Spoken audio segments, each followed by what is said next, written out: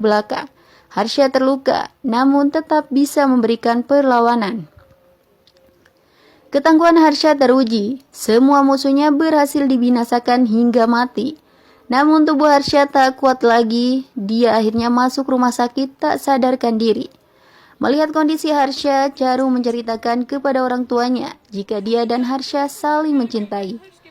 Namun Charu menolak cinta Harsha karena anak Rafikan, orang kaya yang telah melupakan desanya.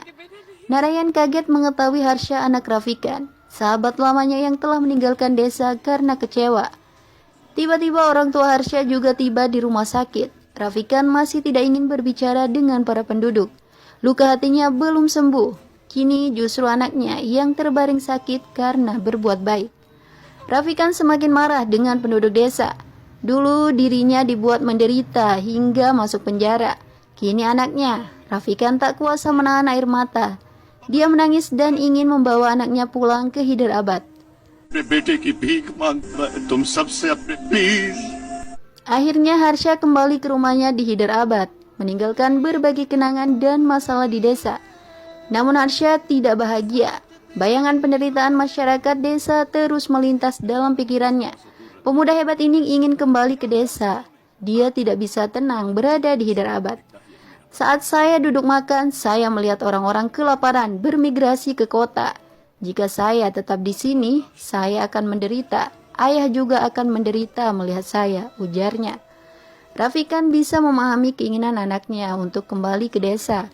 Harsha memang harus menyelamatkan penduduk dari kezaliman Shashi dan Ratnam. Hal yang tak bisa dilakukan olehnya ketika masih muda. Sementara kehidupan di desa, penduduk semakin terpuruk. Shashi bebas memilih tanah milik penduduk secara paksa, termasuk Narayan, terpaksa setuju menjual tanahnya. Kini banyak masyarakat akan pergi ke kota. Bahkan Narayan yang selama ini selalu merayu orang agar tidak meninggalkan desa juga akan pergi bersama keluarganya.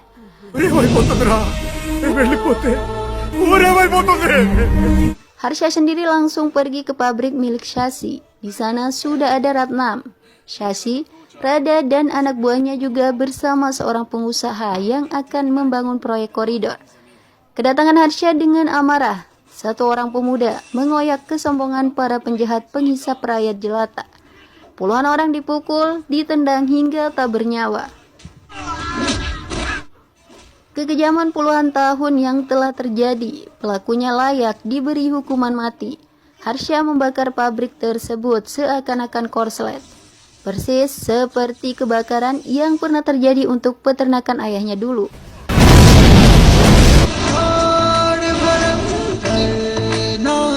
Penduduk yang mengetahui kedatangan Harsha juga tiba di pabrik. Mereka melihat semuanya sudah terbakar dan menjadi akhir hayat para penjahat. Devara kota akhirnya bisa terbebas dari derita. Harsha dan Charu menikah juga. Mereka tinggal di kota, namun terkadang kembali ke desa, berkumpul bersama keluarga. Film pun berakhir dengan bahagia.